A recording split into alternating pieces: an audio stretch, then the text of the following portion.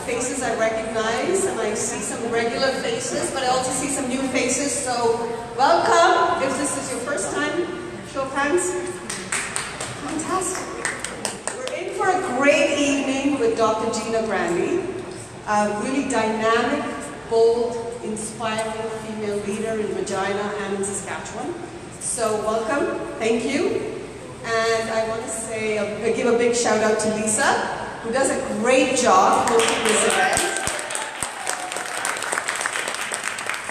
There's some really bold, brave men in the room. Two, so a shout out to the two men who are here to support this event.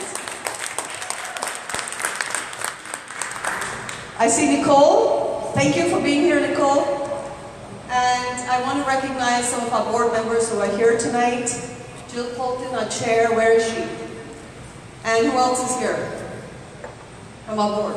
Okay, that's good. Great to have our chair here. Thank you to Mona for always putting on a great show, working so hard to make this happen. I also want to take a moment to recognize Audacity, an entrepreneurial movement in Regina, and we have Jasmine and Lee here from Economic Development Regina. You'll hear more about that later, and I think I've covered everything, right, Mona? Yeah, perfect. All right, so now over to Lisa for the evening. Thank you, Prabha. Well, welcome everybody, and first off I want to thank Janet Lee from the Story Co. She hosted last time, what month we were in? March? February. I was gone skiing, I already forgot. Anyway, so thanks to Janet Lee for helping me out there. So if you don't know the format, we talk for about a half hour. We have Access Communications with us. Thank you to Patrick.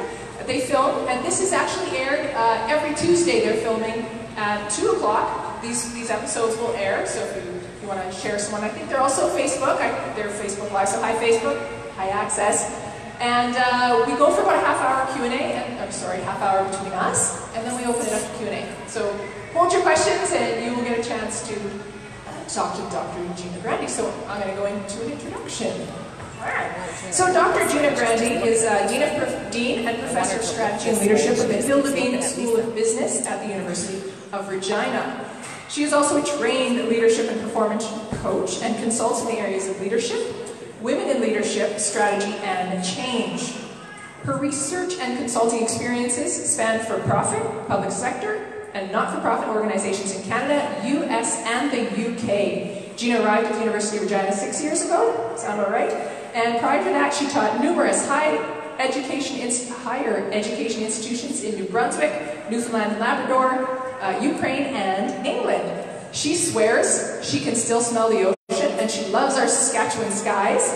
She has settled into her new life on the prairies, and I just want to know, after that February, do you still like it? My first February here, I think, was perhaps the worst it's been in maybe 10 years or so. They tell me after that, it all looks better. All right. So please welcome Dr. Gina Grandy. So first off, because you came from the ocean, what is one thing you love about the prairies? That's an easy answer. It, of course, is your open sky. So I love a good lightning storm. And one of the things that's fantastic about being here is that when there's a lightning storm, the skies are open. And so that's an easy answer. It would have to be the open skies, especially during a lightning storm. Good one. And have you been to our Aurora Borealis, our living skies? Northern Lights. Northern Lights. Big word. Yeah. I have seen, Northern Lights, absolutely. All right, well, let's continue with number one is just what is your role as Dean and Professor of Strategy and Leadership?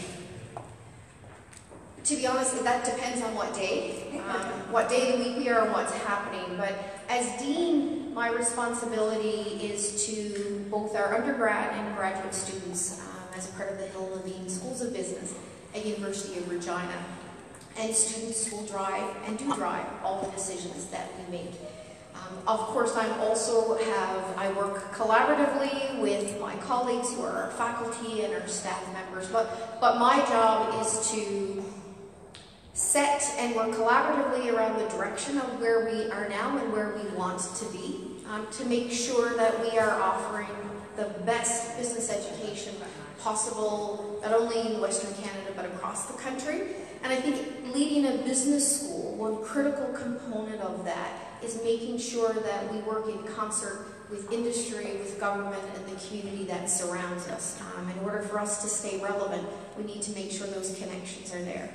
Has your life always been in leadership and strategy? No. I mean, for many years now, I would say it is. It's interesting because in my undergrad, I concentrated in human resources and labor relations. So I was always drawn to people, always drawn to understanding people and helping. And in my undergrad, I remember I loved an organizational development course. So maybe the signs were there. But it's an interesting, I think, an interesting path to even get to business. And, you know, when I went to high school, I hope it's better now. I didn't have great guidance counseling advice. So I went to see my guidance counselor and I said, well, you know, what can I be when I grow up? And so apparently I had 3 options. I could be a teacher, a nurse, or I could go into business. And my mother is a retired nurse and my dad a retired teacher. I get a bit weak at the sight of blood, so I kind of knew nursing was out, but what I said to my guidance counselor was, even then, I said, I don't want you to go into nursing, but why nursing? Why can't I be a doctor?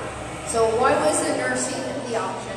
My dad has always loved what he did it for a living, but for whatever reason, I kind of thought, I'm not sure I have the same tolerance as he does. So I looked at the guidance counselor and I said, well, I guess if I only have 3 options, it's business. Didn't really know what it involved, what it was going to entail, and it wasn't really until I did my first work term that I kind of had this taste for, yeah, I kind of like this. And so over time, I think that interest in leadership and strategy has developed, but I mean, it's been a long time now that I've been doing those types of activities. So I'm sure during all this time of development, you've probably had a lot of opportunities. Have you always recognized those opportunities, or is it someone else that jumped out and said, hey, did you notice this? This is meant for you. Or have you always noticed them? No, of course I haven't always noticed them. I mean, I think what I would say is that one of the things I have always done is I typically say yes before no. And if it was something that was interesting to me, even though I wasn't always sure, maybe where would this end up, that more often than not, I've always said yes. And as a result of that, fantastic opportunities have come my way. But a great example of when you don't see an opportunity that's the right one for you is actually my current role. So if you were to ask me 5 years ago, when I was moving to Regina as a faculty member, did I envision that I would be the dean of the business school? Absolutely not, and it wasn't on my radar at all. And in fact, I would have argued probably until I was blue in the face that I would not be dean here or anywhere, really. And so it really took a number of other people, and I mean a lot of people, to say, we should think about this. And I was like, no, I don't think so. I'm quite happy doing what I'm doing right now. It took a lot of people to encourage me to say, yeah, you should be thinking about this. And it was never about not getting it, so it wasn't about a fear of failure.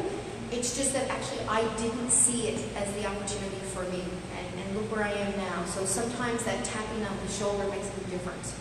So I think of all the opportunities some of us have in front of us, and we don't take them, but sometimes we get that coach. You know, we hire the right business coaches, and they brought us along. As a coach, do you have a coach that has sort of pushed you into the role, or you made it by yourself? Yeah, I don't have a coach right now. I wish I did, actually. Sometimes given the days we have, we wish we had someone to reach out. But I have been very fortunate with people that would be, I would call them perhaps informal mentors, but also sponsors of me. I have been tremendously fortunate to have a number of people, not only here, but in all the places where I have lived and worked, who actually believe in me and create opportunities for me. And that really has made a world of difference. And when you talk about seeing opportunities, when people tap you on the shoulder or people put your name forward or they believe in you, you know, mentorship is really important, but I would say that actually sponsorship of people is as important or perhaps even more important. Have you always known your why, your mission, your end game? Or do you know that? Or do you know where you're going? You're going to be dean forever? That's a great question. As I said, 5 years ago, I wouldn't have envisioned that I would be doing this. I typically revisit where I want to be every 5 years. So I kind of look at a 5-year horizon. I'm the type of person who likes to have a plan, but has high tolerance for fluidity within the plan. So where I end up is rarely where kind of you thought exactly you would be. So 5 years, for 5 years before coming here, there were a number of things that were kind of on my 5-year plan, and I achieved most of them. What I would say right now, and truth be told, is, you know, now that I'm in an administrative position, I think I would be fibbing if I didn't say that I'm thinking about what the next 10 years might be and considering, you know, other leadership positions within universities. But I'm going to give myself a couple of years at least in this role to sort of make sure I feel comfortable, but it's every 5 years for me. In regards to the mission part, it's interesting, often as a leader or someone in a position of formal authority, you get that question around, like, what do you want your legacy to be? And I always struggle with that kind of thing, because I just think, truth be told, what I would like if someone were to say to me, what is it you would like for people to say when you leave the position? Of course, you hope you leave it a little better than you found it, that there's people along the way, you've made at least some positive small difference. But truth be told, what I would really like at the end of, you know, my term as dean or any role I am, that people actually still look at me and think I'm a decent human being, and that I feel like I'm a decent human being. Good answer. So you talked a little bit about, you came here, you had some goals, you hit those goals. Would you say you are bolder now in your asks than you were 10 years ago? And do you think it's a growth thing, age thing? Yeah, I think it is absolutely age. I think I am bolder in my asks now. There's times when I reflect after a conversation and I wish I could still be bolder.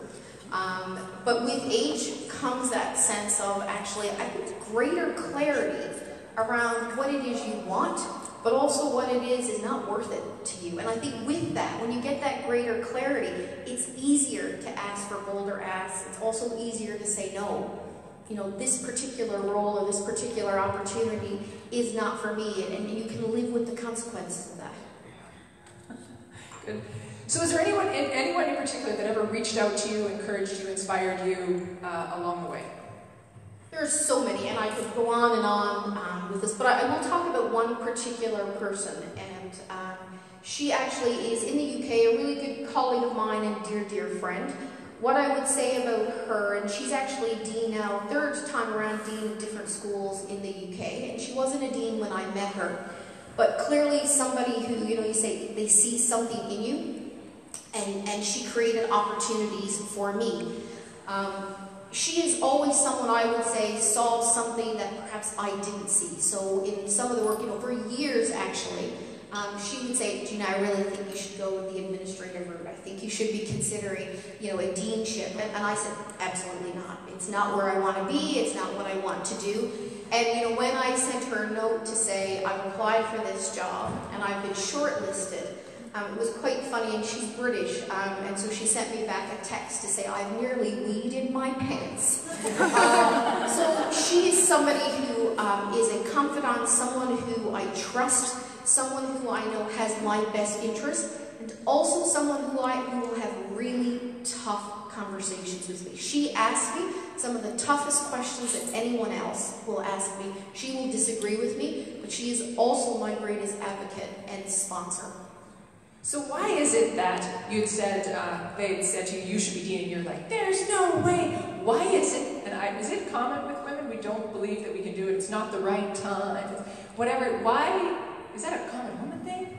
Why is it? It is a common woman thing. I will tell you in regards to my particular situation, my life is very good. So my research is very important to me. I love what I do. I do research around women in leadership. I do work around stigma and work.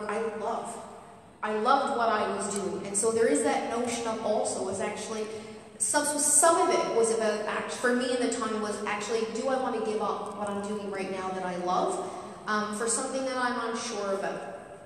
But it is a woman thing, and I know when people came to me initially and said, you know, you think about it, I teach this, but I would have said, no, I'm not ready, it's not for me right now. And that for me was less about not thinking I could, so it wasn't about me thinking I couldn't do it.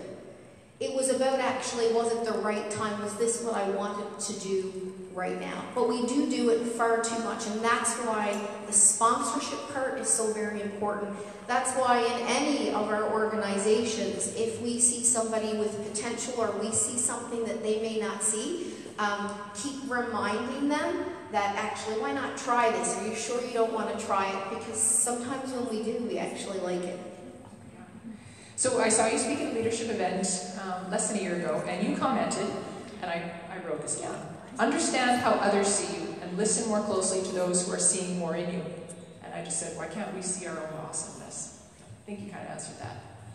Yeah, I do think some of it is a gender aspect. I'll say for me, some of it's also about how we are brought up. So, you know, I come from a family where I was loved dearly, but at the same time, we were always reminded to keep our ego in check. So I feel very privileged. I feel that I have capabilities, you know, but I also feel in many ways, you know, there are lots of other people around me with the same capabilities or better. I mean, I always would say, yeah, I'm pretty average, and I work hard, which is also a typical thing that a woman will say. But again, it wasn't, you know, so I came from a family whereby you didn't go around boasting about how good you were. You just worked harder so that actually you were always getting better. But at the same time, I have learned over time to celebrate small wins or to acknowledge in some way, whether it is time for myself, whether it's a small treat of jewelry or whatever it happens to be, to actually celebrate my successes and accomplishments, and actually that they don't have to be perfect. And so over time I have learned to, I think, appreciate myself in a way that still allows me, as my dad would say, to keep my ego in check, but to actually not have shame in what we do achieve. You had mentioned earlier when they asked you to be dean, you were happy. It wasn't that you had feelings of I can't do this. You were happy doing what you were doing. So in any part of your life, have you ever felt inadequate? Every single day.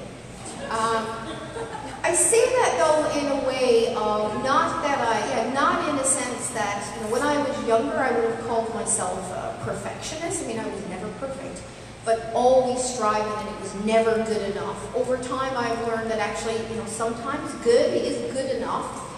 But I think for me, the inadequacy is more about the notion that we can always be better. And so, you know, it's not about actually saying it wasn't good enough. But what do I learn? What have I learned from this? What would I do a little bit differently? What do I take away from this? And, you know, there are days when you just think, yeah, okay, I got it right today. There are other days when you think back without kind of kicking yourself, but you actually think, yeah, I can do a little better than that for the people who are around me. Have you ever felt injustice or discrimination or unfairness in any part of your life? I have lived a very privileged life, and you know, so I think when we think about unfairness and discrimination, we also have to think about the context for me. So I'm mindful of when making any big claims in regards to that. But in regards to unfairness, absolutely, and I suspect we all have. And what I would say, without trivializing or downplaying the experiences of others, I think sometimes life is unfair. And I think there are great lessons we can take from that, that the notion of expecting fairness all the time often leads to great disappointment, and we don't build resilience as a result of that. So yeah, definitely I have faced unfairness. I think how I have turned that around is over time I have learned that that it doesn't always have to be fair. In regards to discrimination, maybe, but again, I come from, I grew up in a family where I never felt that I could do something, and my parents gave up a lot for me to be able to have the opportunities that I have had. So I, in many ways, kind of was sheltered, but of course have faced it, but in a way that I would say that for me, in many ways, it just made me work a little bit harder. The other thing that I have learned over time is that actually, if it doesn't work out in one particular path, sometimes if it's something that's really, really important, I take a step back. I reframe and I think about, well, yeah, okay, this time, but actually I'm not ready to give up yet. Now I say that in a way that that's not taking into account real systemic issues that may be in organizations that particular people face, that's more than simply attitude. That's about challenges that actually we need to take a deeper look at. My life, I have been very fortunate to be able to, the challenges that I've faced, I've had the skills, the tools to be able to find other opportunities to overcome it. So I want to talk a little bit about working so hard to get where you are, and I turn to everybody because there's a lot of stories right now on hustle, and they say, we shouldn't, we're women working more than an 8-hour day, and it's not worth it, we need to take our rest and everything. I'm looking at all of you, we're all entrepreneurs, or how many of you work more than an 8-hour day to get your business up? Yeah, this is, so I want to talk about hustle and working those long hours, and I don't know if would I be where I am today if I didn't put in those long hours, and how do you feel about that? Yeah, I'm not a great one to give advice about work-life balance. I have terrible work-life balance, and it's not something I'm proud of. It's something that I'm working hard to be better at. When it comes to entrepreneurs, I think there has to be, a couple of things that I would say, that if it is the 18 hours a day, is make sure you like what you do. And be clear about why, with yourself, why you're doing it. Because in those times when things get really, really tough, if your heart isn't in it, or you're not sure about why it is you're doing it, it makes it really hard to carry on, or I think burnout will also see. The other thing that I would say as to entrepreneurs would be hire well. Hire well, because as entrepreneurs, you carry so much yourself. It is your business, your idea, and it's difficult to pass those decisions to other people to share in that. Hire well and work and spend a lot of time in regards to who you hire, because once you have that trust with the people you work with, I think you approach it very differently in regards to what it is you're willing to share or delegate or pass to them in their growth. So do you think women leaders have different, well, actually, let's start with the first question. Would you say leaders tend to have a common personality traits, and what are a few common ones? I teach leadership, and I know what all the research says and that kind of thing. I can tell you, of course, what a good leader is supposed to be, or some of those characteristics. And I think these are things around respect for others. I think there's, being able to have that balance between making perhaps tough decisions, but also doing it with integrity. I think that, these are often good leaders are seen, and I say good with people that may be charismatic, but not necessarily charismatic. There are a number of aspects, that make for good leaders, but when we look at the leaders around, I think it's difficult for us to say, okay, here are the 5 things that are common with individuals. And the reason I don't like to do that is because I also believe people should be able to have the space to define what leadership is for them, and what it means in their organization, or what it means for them in their own personal growth, to say, this is who I am as a leader, and figure that out along the way. Because I think if we all were leaders and all had the same personality traits, not so good. So what are the 3 most important things you did to contribute to your success? I mentioned earlier the notion that a tendency to say yes more often than no. And at times in my career when it wasn't always clear with this particular opportunity, so when we weigh and we say, okay, what do I get out of this versus what do I give? It wasn't always clear, but it was interesting to me. Somebody had thought I might have something to contribute. I almost always said yes. And for me, that has contributed, because I always learned things I didn't expect to, and new opportunities emerged in unexpected places. So it now has created a tendency for me, when I need to say no more often, that it's harder for me to say no. And I'm curious as well, so I have this curiosity, again, more likely to say yes. So that would really be, I think, the first one. The second one would be that I learned early on that there are consequences to our actions and the decisions we make or don't make. And I'll recount a story, so I'll say in another lifetime. It was a long time ago. I coached, when I was very young, I coached a soccer team. And I was really frustrated with the process. I mean, I might have just come out of high school. And I was, at the end of the summer, we had to put in a report, or maybe we didn't, and I decided I was going to. And so I was really upset that they didn't provide us a couple of things I remember with first aid kits for the young kids who were playing, and I thought, why not?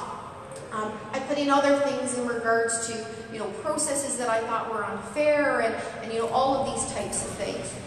Now, interestingly, my father didn't discourage me from doing it, but nor did they tell me that, when you speak your mind and when you say things that go against the grain, there are consequences. But I felt firmly that I needed to say this. So the next summer, I decided to apply to be a soccer coach again. Well, guess what? I didn't get the job. And so very early, I learned that there are consequences to us expressing our opinion.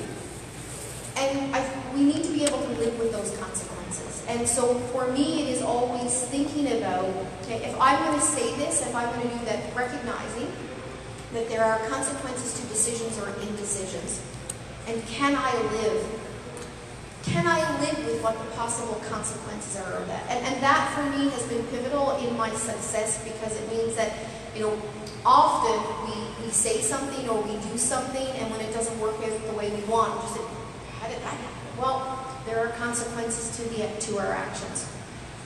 And thirdly, the other thing that I would say would be about learning from what could be perceived as failure. And so reframing failure, and failure is not even the right word to use, but reframing failure as learning. And I believe that we all, while we don't like it, we all need a little rejection.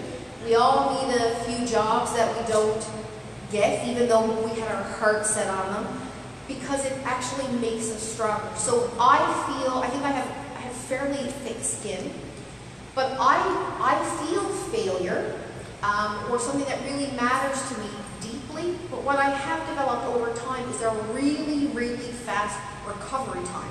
So I will allow myself to feel the rejection or the disappointment, and I will say, okay, this is okay, but I will only give myself a little bit of time to be able to do that, and then I just think, what did I learn from this, and how do I move on?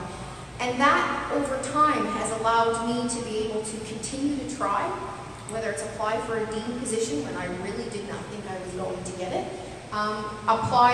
move across the country when I had a very comfortable job on the East Coast, live in England when I had a job on the East Coast, but go to a non-permanent position. But all of those things have allowed me to be able to build resilience, so that most things I'm able to face, even if it is something that hurts, or even if it doesn't turn out the way that I want it to. Is there ever something inside you that you know you've made the right decision? Is there that little twinge? Do you know that? Mostly. A number of years ago, what I noticed, and this was also about, perhaps when I noticed it was being in conversations where, whether it's somebody insults you indirectly or something makes you uncomfortable, and after the fact, you walk away and you think, why didn't I say something? What I learned is actually that I have a physiological response. My stomach turns over. So I have this little twitch that happens. So if I happen to be in a meeting or encounter something and I get that feeling, more often than not, now what I do is actually take a moment or a second to reflect. And sometimes the feeling's off, right? Sometimes actually I'm not reading the situation in the way that I think, what that means. But if I have that physiological response now, more often than not, that I will actually, sometimes I'll even say, I'm not quite sure what's happening here, but something about this conversation makes me uncomfortable. So that would be, for me, that would be and the same thing applies when you've done something that you think is the right decision. I don't get that twinge in my stomach. Does anyone else feel that twinge in your stomach? It's not right. Sometimes, yeah. Good. Do you have any words of advice for women entrepreneurs who want to make a difference and step up as a leader? Or how, or where does even one start? I mean, as a role in a board, soccer coach, like just stepping up. What I would suggest is for you to give a little thought to where it is. So, I mean, maybe it's not your end game, but kind of even if it's for me, it's the 5 years, and so maybe I have issues with commitment, but it's kind of the 5-year period. But to actually give yourself some time to think about where it is you want to be and why.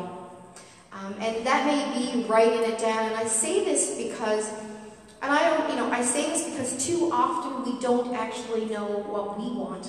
We actually don't know. So we get upset when we have a conversation or something doesn't work out the way we want. But I'm not sure we are always fully aware of our own intentions and our own motivations. So give some real thoughtful consideration. Write it down to where it is you want to be and why you want to be there. Then it makes it easier to say that actually, so what matters to me is that I'm giving something back to the community. And then you can start to say, well, actually, what are the types of boards? What are the causes that are important to me? The other thing that I would say is to actually make those things clear and transparent to other people. So sometimes we actually assume that other people are supposed to know what we want. And when we don't get it, we get really upset with them. And so what I would say is, again, there are consequences to our actions.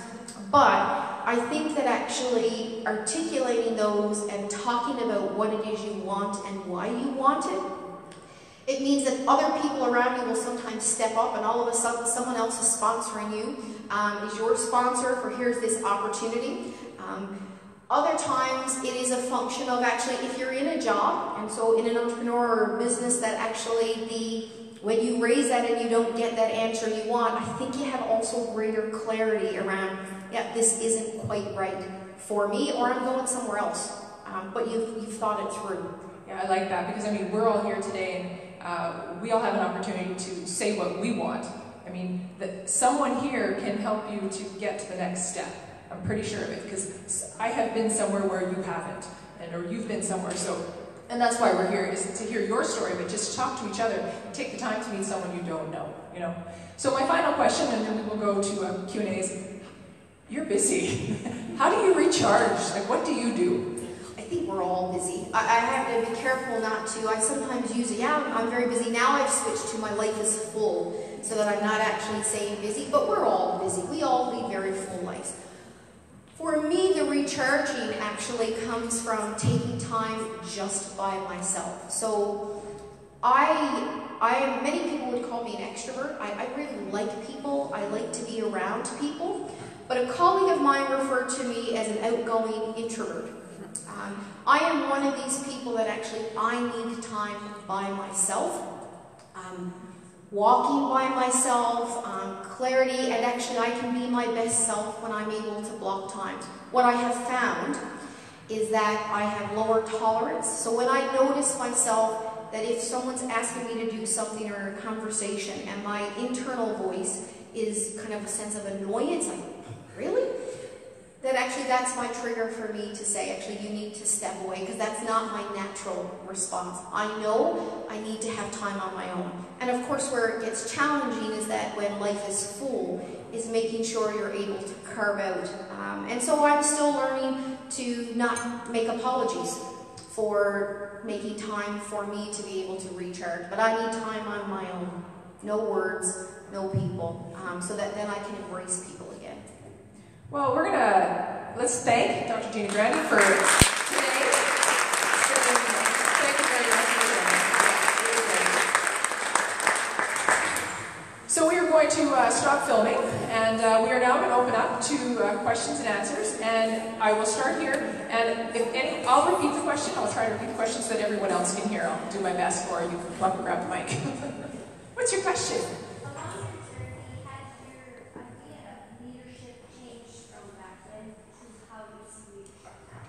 So along her journey, has leadership changed from how she saw it then to how she saw it now? Yeah, in some ways it certainly has, and part of that may have influenced why I didn't want to be in a position of formal authority. So for me, I always thought of it as, that person who makes everybody unhappy, that kind of dictatorship type of, you know, this way or no way, you know, like my way or the highway. What has changed for me is that I believe there is a way to be able to balance making tough decisions but also respecting people and making decisions based on integrity. It's not easy all the time, and you know, I had a conversation today just before I left the office where, you know, somebody's upset, and I had said to one of my colleagues, what's really unfortunate about this is that, you know, I'm not setting out to upset somebody. You know, the energy that goes into actually making a decision that someone's not happy with is not great kind of thing. But so the key thing I would say is that I do believe in a leadership role that you can balance making those tough decisions that may be the best thing for a fairer thing for everyone. That may mean that an individual person feels like they have lost something. So balancing perhaps that toughness that we think comes with leadership, with also kindness and integrity and decisions that we truly believe are the right ones in our belly. So that for me would be the one thing that I would say has changed over time. Any other questions? Back there. Going back to your comment about all action leads to consequences, do you have any time where there was inaction and you have regrets? So all actions lead to consequences, but inaction leads to regret. Have you ever had that? Great question. Yes, I would say yes, and when I go back to that notion of listening to my belly, you know, when it turns over, that there have been times when I have been in meetings where you just think, oh, why didn't I say that was wrong? And so, absolutely, inaction also would have consequences. For me, one of the things that I can think about in regards to inaction would be sometimes with job offers that I've had, and over time I've become better at negotiating and back and forth and that kind of thing, but sometimes when you if it's something you really, really wanted, like a job you really, really wanted, and you felt like you were in a vulnerable position, and I remember one in particular when I was applying for one I wanted to be in the UK, and I probably settled for something that was less than I deserved. And I see that kind of as that inaction because there was a fear there, a vulnerability that I thought, I'm not willing to risk it. So, I mean, I wouldn't call them regrets.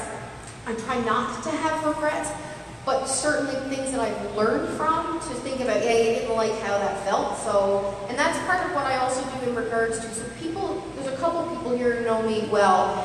They probably would describe me as relatively assertive. I am someone who I actually don't like conflict, but I will not avoid conflict. And what I have learned is actually that it is much better for me to address whatever the concern is or whatever it is I'm thinking is inappropriate or whatever is bothering me with the individual. And sometimes those are really, really hard conversations. But it is a much better way for me, and it doesn't mean at the end of it that everyone feels happy or I feel happy, but that would be the thing that I have learned from it, is that I prefer to have those tough conversations and confront it rather than walk away from it because I carry it, and then that leads to resentment and hurt feelings and all those kinds of things. So I really do try hard to, but you know, what you see is what you get, whether you like it or not. Question there. I work in a very male field with a lot of men. Do you have any advice from your position of how to deal as a woman in a very male world? I do, and I'm trying to I'm trying to frame it in a particular way that might be constructive for you. And I say this because I was recently at a competition where our students presented a case, and there were clearly issues around gender inequity in the organization. And our students who actually placed first, and they were fantastic. But one of the things they had said was, you know, this isn't a women's issue, you know, this is an organizational, and they placed first. And I remember sitting there thinking, yes, it is a woman's issue in the sense that there is neglect. You know, there's something being, not neglect, something's being missed here. But the industry people who were judging that thought that was the right thing. And so this is why I say this with caution, because I think we have to think about the context and where we work. And what, you know, again, I am very fortunate. I am in a place where not all academic institutions actually are friendly places for women in senior positions. My current employer is, and my faculty is. For me, if again, and I don't know the context, I think that, again, I'll go back to that there are consequences to our actions. But I also think there are sometimes subtle things or smaller things that we can do. And so, you know, if it's a board meeting or whatever it happens to be, that I think, again, take small steps, but also think about what does this mean for you. So does this mean, and I'll tell you that the research shows that actually women are punished often in regards to speaking up, whether that is pay. So they do actually, if they speak, if you say you want more pay, you will get more pay, but nobody wants to play with you. And so there are consequences to that. So for you, without knowing more, but what I would say to you is try to frame it around small wins. Think about the things that actually really bother you. If it's about your voice isn't heard in a discussion, you know, I would say try to get into the conversation early, right? Because it gets harder once all these things have already been said. Try to get in there a little bit early. If it comes to something your colleagues have said that are inappropriate, I mean, I don't think shame is necessarily the best approach. What it often does is it makes everybody feel uncomfortable and they don't know, I don't know what to do with women, right? Kind of thing. That if one of your colleagues has made you feel uncomfortable, I think to try to build up the courage to have a private conversation with them around whether they cut you off or, you know, that type of thing. But again, I say all these things with caution. Here's what I would say is, find the men in your organization that appear to be supporters of other women. That would be one of the things that I say, whether it's directly or indirectly. And I don't mean go to them and whisper in their ear so they pick up for you, but try to find the ones that actually are champions of other women. I've always said when I've been on boards or wherever it happens to be in doing change management, that actually building a coalition is probably the most powerful thing we could do. And we often think if we're the only woman, that means that actually it has to be another woman in the room that does that for us. But actually there are an awful lot of very good men working in the organizations. And quite frankly, some of them sometimes are very uncomfortable about how other women are treated. So I would say observe those people that surround you and see if there is someone there that you're able to be part of your coalition and take those small steps. Now, if we're talking about discrimination, those are different, far more serious issues that I think actually sometimes should be brought to human resources. And I'm happy to chat with you later if you want to tell me the specifics of your situation. But look for somebody else in there so you don't feel that actually you're speaking alone. And you know, we have two men in the room. One I know very well, and I certainly know is a champion of women in his organization and other organizations. And you know, Eric is not the only man leading an organization or an organization that actually is supportive of women or any other you know, visible minority or whatever it happens to be. Another question. Last one. Anyone? I should have also said, conciseness, not my strength. Well, we will, Gina will be here for a little bit, so if you want to have a conversation, if you have a question you didn't want to ask, step up. We'll be here for a while. I want to thank everyone for coming. I have a few people to thank. Of course, Mercedes-Benz Regina, just for hosting us every third Tuesday of the month.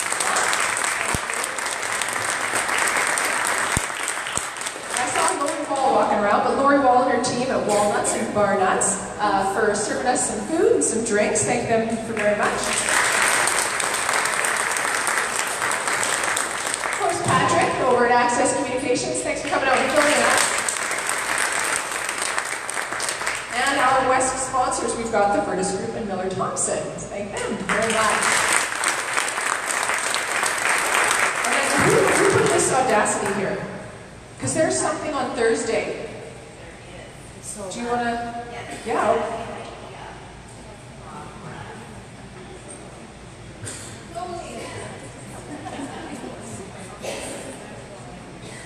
Hey everyone, I just wanted to introduce myself. My name is Lee Babb, and I'm the Manager of Business Services and Entrepreneurship at Economic Development Regina. And I'm just here tonight to talk a bit about Audacity. Who in the room here knows about Audacity, has heard about Audacity? Awesome. Okay, so Audacity essentially is all about celebrating entrepreneurship, and what we want to be is Regina's entrepreneurial movement for the city itself. We want to make sure that people know that Regina is without a doubt an entrepreneurial city, as we kind of get that stereotype that Regina is just this kind of boring, old government town, but we want to change that. There's amazing successes, and we need to stop being so humble about the cool things that are happening. We have World Entrepreneur of the Year located here. We have businesses being acquired. We have thousands of amazing people, and some of you in this room here are an example of what amazing things are happening in Regina. So essentially, Audacity gives you a platform to be able to share your stories. Every week through our Instagram and through our Facebook, we're sharing stories of different entrepreneurs and businesses in Regina.